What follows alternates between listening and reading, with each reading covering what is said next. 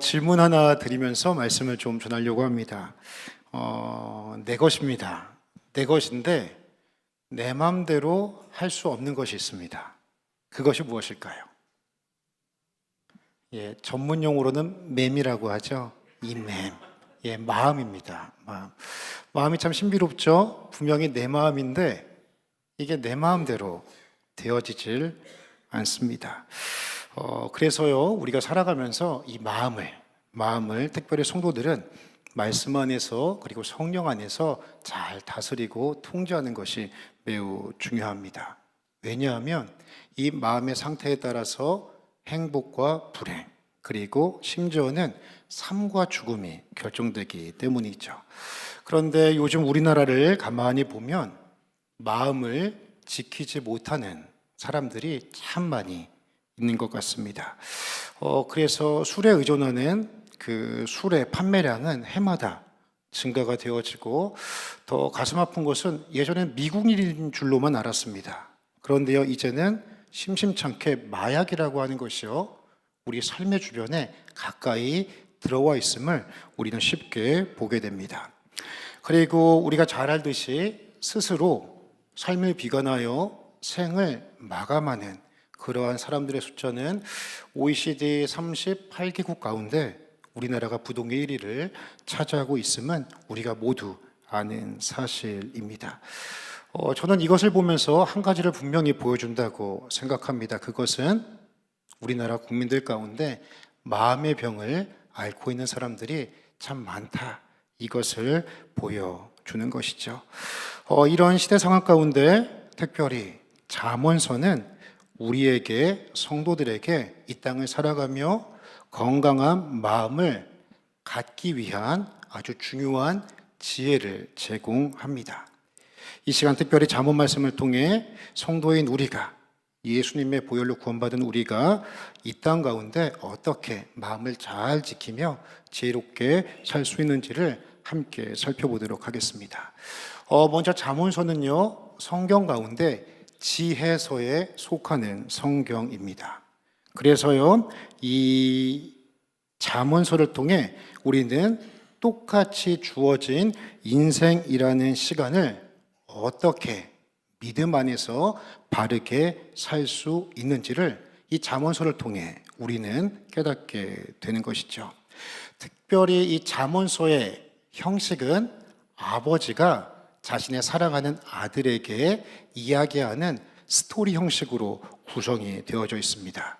그래서 오늘날 우리가 이 잠언서를 읽을 때는요, 나를 사랑하시는 하나님 아버지께서 예수님의 피값 주고 산 나에게 이 세상 잘 살아가라고, 믿음 잃지 말고 흔들리지 말고 잘 살아가라고 주시는 지혜의 말씀으로 아멘하며 받을 때, 우리는 잠언서가 그냥 문자가 아니라 살아 움직이는 레마의 말씀으로 오늘 나에게 적용이 되는 것이죠.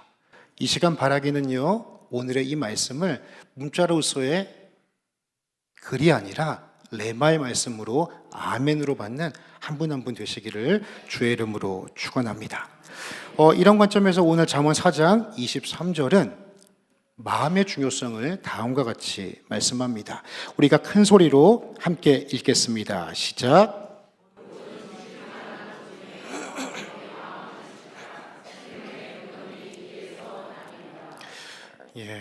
지켜야 될 것들이 참 많이 있는데 그 중에 가장 우선적으로 지켜야 될 것은 마음이다 말씀합니다. 예전에 식당 가면 이런 문구가 있었죠. 지금은 잘 안 보이는 것 같아요. 돈을 잃으면 조금 잃은 것이고, 명예를 잃으면 많이 잃은 것이고, 건강을 잃으면 모두 잃은 것이다. 이 얘기를 처음에 딱 보면서 참 탁월한 통찰이다 생각을 했었습니다. 이것을 보면요, 우선순위로 되어져 있죠.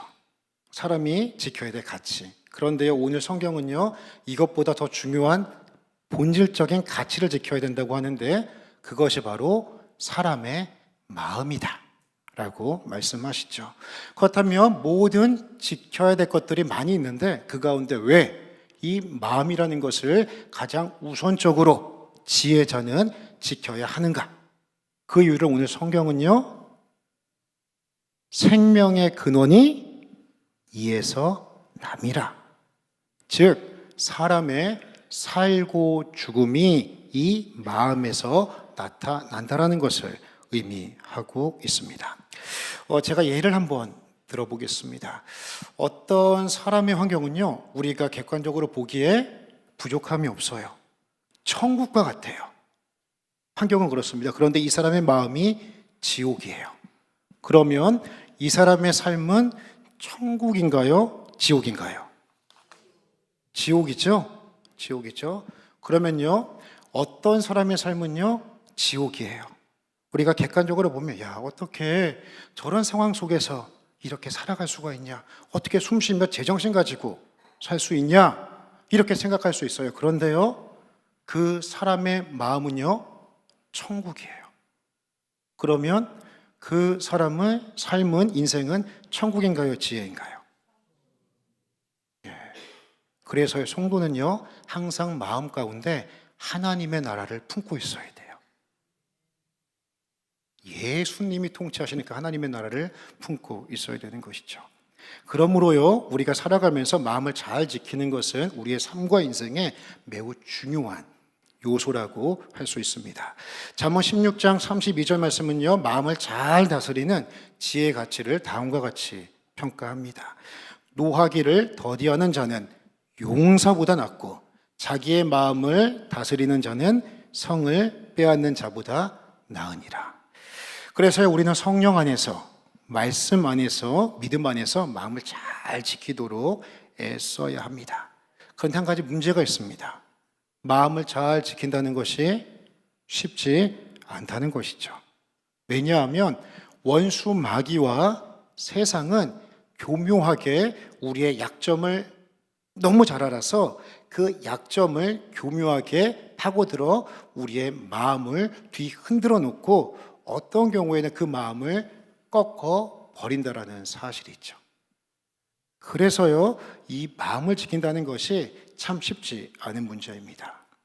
그렇다면요, 성도들은 이와 같이 삶이 흔들리고 마음이 흔들리는 이 현실적인 이 광야의 삶 속에서 어떻게 믿음 안에 내 마음을 지키며 살 수 있는가?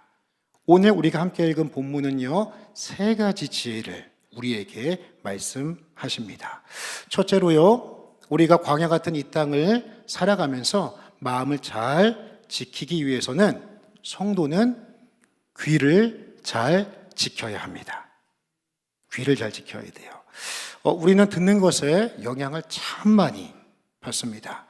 오늘 주일 예배를 드리시기 위해서 참 많은 성도님들이 이 자리에 계시는데 기쁜 마음으로 주일 예배 드리러 들어왔습니다. 그런데 어느 성도님이요, 집사님, 야, 오늘은 왠지 모르게 다른 날보다 더 예쁘세요. 더 멋있으시네요. 라는 이야기를 들으면 이상하게 오늘 말씀이 은혜가 안 돼도요, 그분은 이미 은혜가 충만한 상태예요. 그런데요, 기쁜 마음으로 예배드리러 이 예배당에 딱 들어섰는데 어떤 성도님이 집사님, 요즘 살이 좀 찌신 것 같네요. 라고 이야기를 하시면 그게 이상하게 맞는 말인데 마음이 너무 상해요. 이건 한 가지를 분명히 보여주죠. 내가 듣는 것이 내 마음에 영향을 미친다는 것입니다. 이처럼 우리가 듣는 것과 마음은 서로 깊은 상관관계가 있습니다. 그래서 오늘 잠언 20절은 다음과 같이 말씀합니다. 우리가 한 목소리로 함께 읽겠습니다. 시작. 내 아들아, 내 말에 주의하며 내가 말하는 것에 내 귀를 기울이라. 아멘. 두 가지 의미가 있습니다. 첫 번째 의미는요, 우리가 살아가면서 수많은 이야기들을 듣습니다. 때로는 좋은 이야기도 듣고 나쁜 이야기도 듣죠. 세상적인 이야기도 듣고 또 오늘 이 예배당에서처럼 하나님의 말씀도 듣습니다.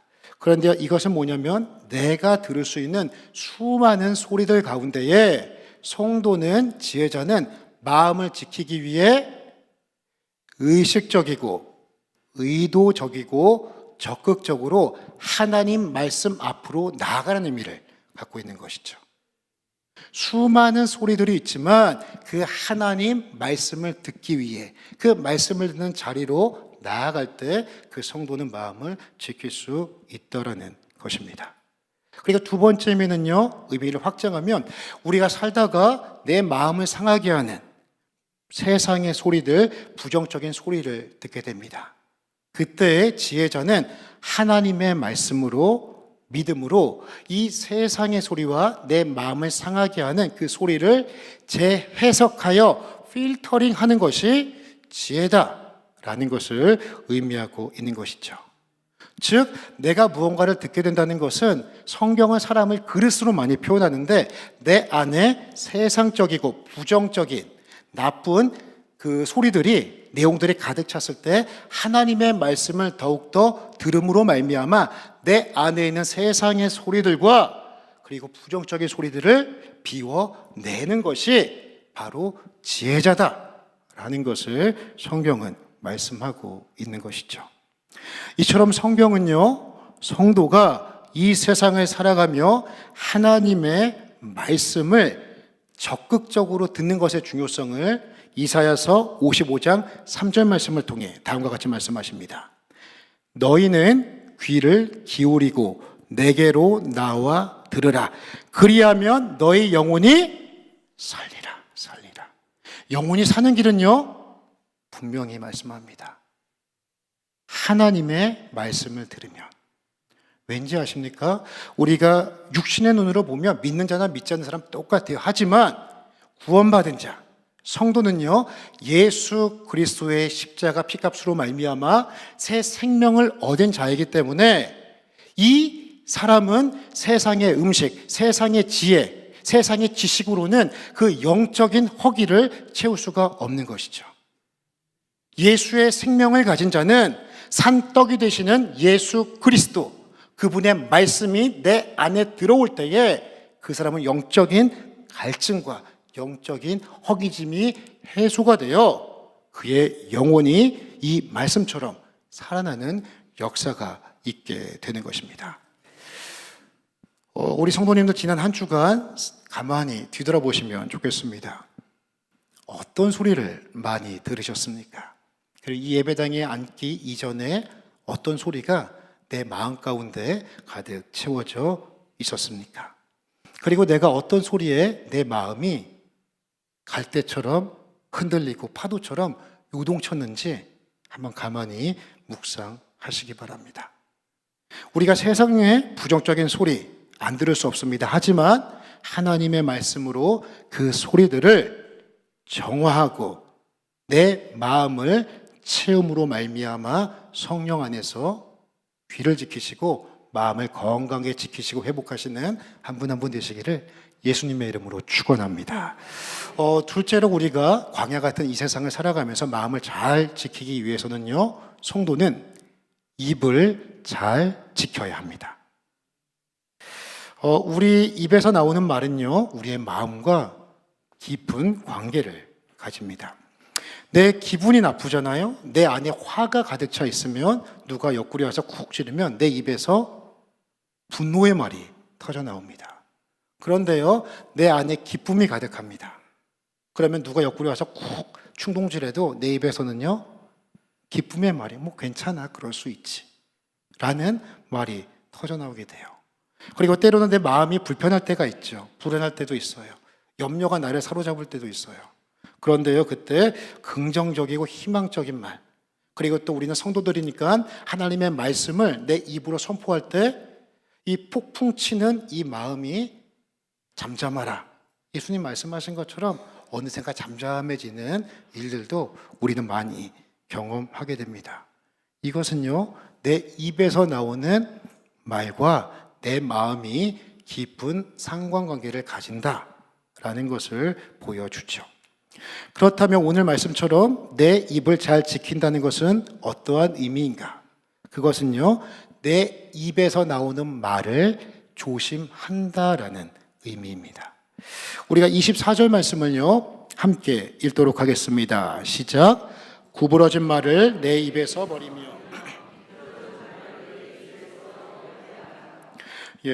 본절에서의 구부러진 말과 비뚤어진 말은 언어를 살펴보면요, 부정적인 말, 그리고 저주하는 말, 또 비난의 말, 욕하는 말, 음란한 말, 비아냥거리는 말, 믿음 없는 말이라고 포괄적으로 의미를 가지고 있습니다. 이것을 성경은요, 버리는 것이 지혜자다 말씀하죠.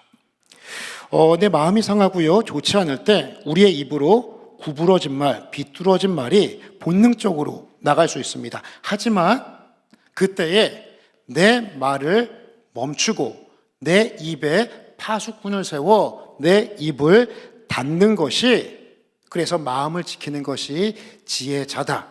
이 구절은 우리에게 말씀하시는 것이죠. 그리고요, 한 단계 더 나아가서 부정적인 말을 들었을 때 부정적인 반응으로 영향력을 나타내는 것이 아니라 그것을 온유한 심령으로 쿠션과 같이 흡수하여 오히려 긍정의 말, 믿음의 말로 되돌려주는 것은 더 큰 지혜자요 성숙자임을 우리는 함께 볼 수 있습니다. 우리가 사용하는 말에는 힘이 있고, 더 나아가서 한 사람만이 아니라 나 자신도 살리고 죽일 수 있는, 인생을 변화시키는 힘이 있다는 것을 너무나 잘 알아요. 가수들에게는 한 가지 불문율이 있죠. 그 불문율은 가수는 무한대로 된대요? 맞아요. 노래 한 대로 된다라는 불문율이 있습니다. 노래 한 곡의 히트가 되면 그 가수는요, 평균적으로 한 3,000번 정도 그 노래를 부른다고 합니다. 노래도 가사라는 언어로, 말로 되어져 있기 때문에 그 노래를 부르는 가수는요, 그 말에 영향을 받게 되죠. 그래서요, 말이라고 하는 것의 힘을 우리는 어렵지 않게 경험합니다. 그런데 성경도요, 사람 입에서 나오는 말의 중요성과 혀의 힘을 분명히 강조합니다. 먼저 우리들에게, 사람들에게 혀의 힘, 말의 힘이 있는 이유는 다음과 같습니다. 하나님께서는요, 이 세상을 말씀으로 창조하셨습니다. 그리고요, 하나님은 하나님의 형상대로 사람을 창조하셨습니다. 그래서요, 인간들은 그 말에 힘이 있고 능력이 있고 영향력이 나타난다는 것이죠. 그런데요, 우리가 성도로서 인간을 뛰어넘어 구원받은 하나님의 자녀로서 내 입에서 나오는 그 말을 더 조심하고 주의 깊게 사용해야 하는 이유는, 성도의 입에서 나오는 말은 하나님이 들으시고 그 말씀대로 행하신다라는 약속 때문입니다. 민수기 14장 28절 말씀을 한번 보실까요? 그들에게 이르시기를 여호와의 말씀에 내 삶을 두고 맹세하노라. 너희 말이 내 귀에 들린 대로 내가 너희에게 행하리니. 너희 말이 내 귀에 들린 대로 내가 행할 것이다. 40일 동안 정탐하고 가나안 땅 앞에 있었던 이스라엘 백성들에게 하나님께서 하신 말씀이세요. 왜 하나님은요, 너희의 말이 내 귀에 들린 대로 내가 너에게 행하신다라고 하나님의 백성들에게 말씀하셨을까요? 그 이유는요, 성도의 말, 언어에는 그 사람의 믿음이 녹아 있기 때문입니다. 말이 아니에요. 말은 믿음의 언어적 표현인 것이죠. 그래서요, 출애굽 1세대는 하나님 앞에 가나안 땅 못 들어간다고 불평하고 원망했던 출애굽 1세대는 전부 다 광야에서 죽어요. 하지만 단 2명만 가나안 땅 들어가 정복하여 믿음의 증인이 됩니다. 누굽니까? 여호수아와 갈렙이에요. 갈렙. 세상 사람들에게 말은요, 부정적인 말과 긍정적인 말로 쉽게 구분을 합니다. 그래서 일반적으로 긍정적인 말을 하라고 하죠. 왜냐하면 말의 영향력, 혀의 힘을 알기 때문입니다. 하지만 이것은요, 지극히 인본주의적인 언어관입니다. 구원받은 성도들은 신본주의적인 언어관을 가져야 되겠죠. 그것이 무엇이냐? 바로 믿음의 말입니다. 믿음의 말이에요. 성도들은요, 부정적인 말을 넘어 긍정의 말로, 긍정의 말을 넘어 믿음의 말을 선포해야 되는 사명이 있는 자인 줄로 믿으시기 바랍니다. 우리 성도님들 지난 한 주간의 삶을 가만히 뒤돌아보실까요? 내 입에서 어떤 말이 많이 나왔습니까? 혹시 구부러지고 비뚤어진 말이 많이 나오지는 않으셨습니까? 말씀은요, 불이고 말씀은 검이에요. 이 시간 내 혀와 입술을, 내 언어를 재정비하시는 은혜가 있기를 축원합니다. 부정적인 말을 넘어서 이거 버리셔야 돼요. 그리고 긍정의 말로 넘어가셔야 돼요. 그리고 긍정의 말에서 멈추셔는 안 됩니다. 여기에서 믿음으로 믿음의 언어를 선포하시는 한 분 한 분 되시기를 주의 이름으로 축원합니다. 마지막 셋째로 성도가 이 광야 같은 세상을 살아가면서 마음을 잘 지키기 위해서는 눈을 잘 지켜야 합니다. 우리는 보는 것에 영향을 참 많이 받습니다. 우리가 살다가 어떤 잔인하거나 조금 징그러운 장면을 보면 어떤 행동을 하죠? 눈을 가리죠. 그리고 고개를 피합니다. 왜 피해요? 왜 가려요? 단순히 봤을 뿐인데 그거는요, 내가 봄으로 내 마음이 상처를 입었다는 것이죠. 그렇기 때문에 가리고 피하는 것입니다. 그런데요, 해질녘 아름다운 노을이 져요. 석양이 찬란하게 붉게 아름답게 펼쳐집니다. 그리고 가을 단풍이 예쁘게 물들었습니다.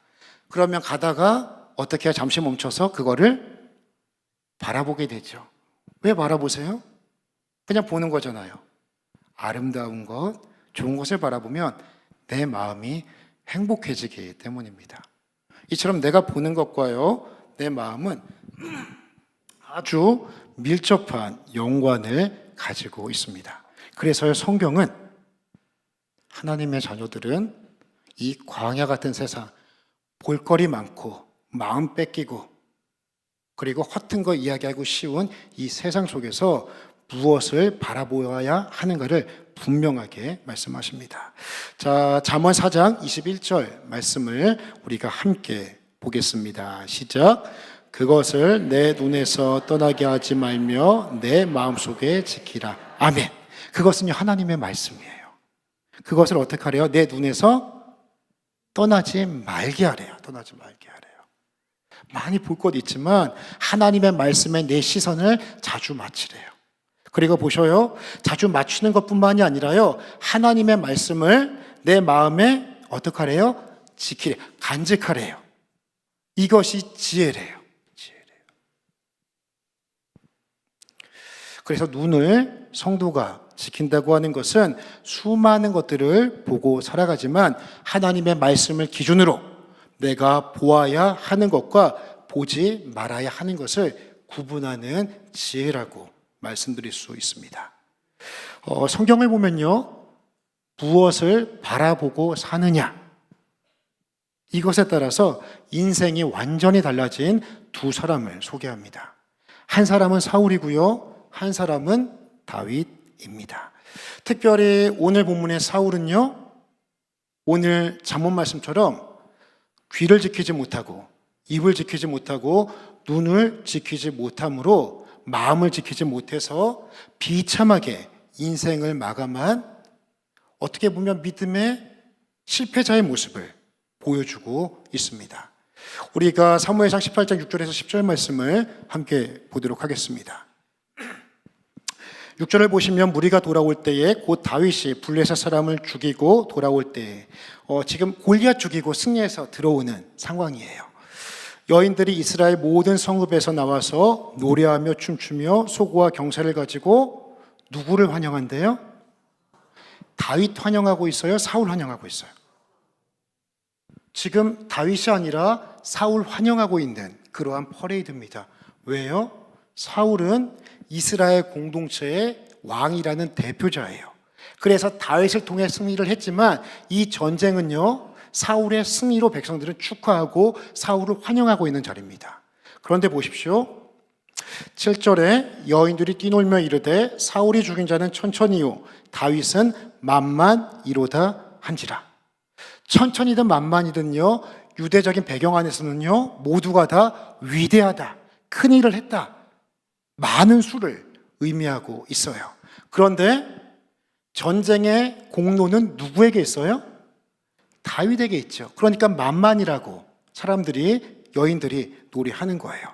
그런데 보십시오. 8절 말씀입니다. 사울이 그 말에 불쾌하여 심히 노하여 이르되. 사울이 지금 뭘 지키지 못했어요? 귀를 지키지 못했어요.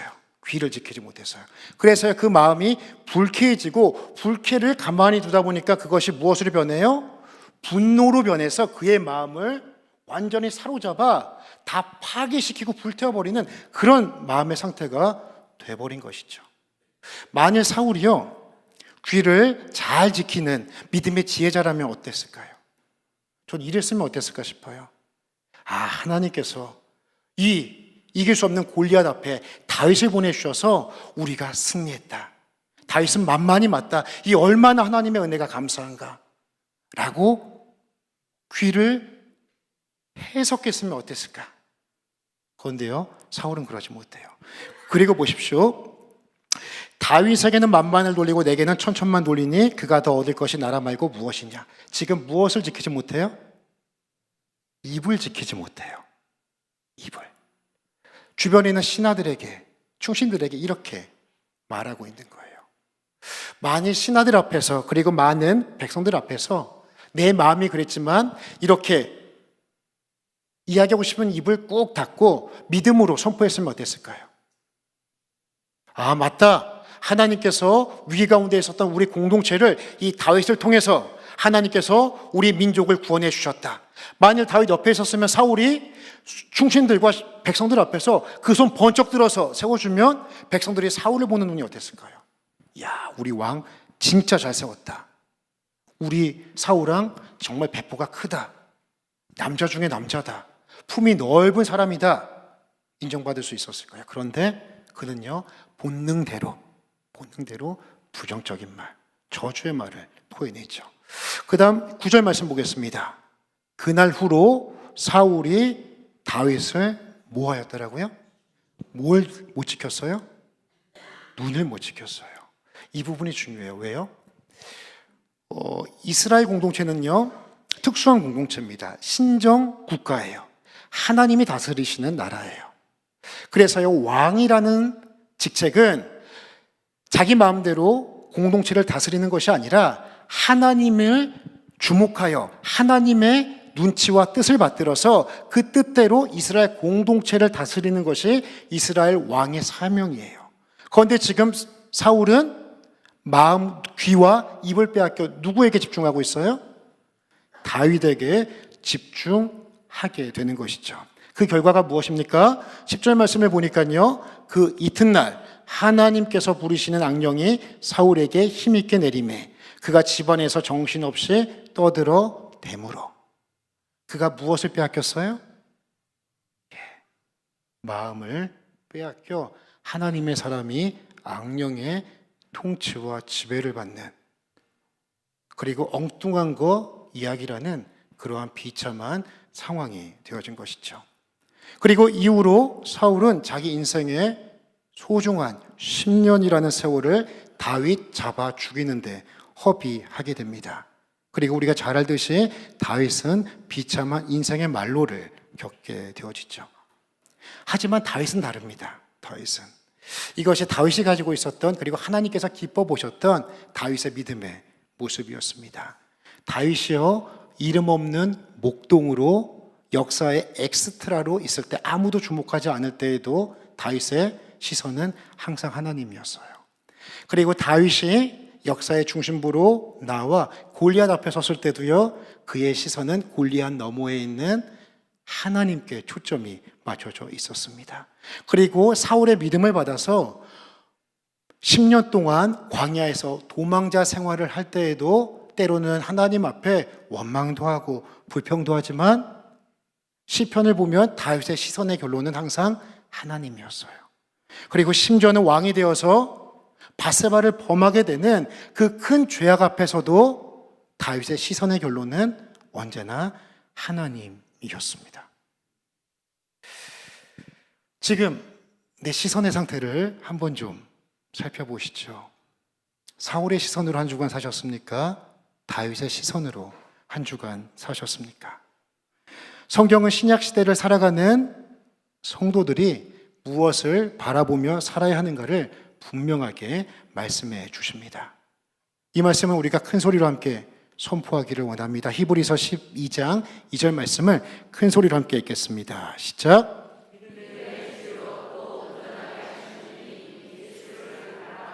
아멘.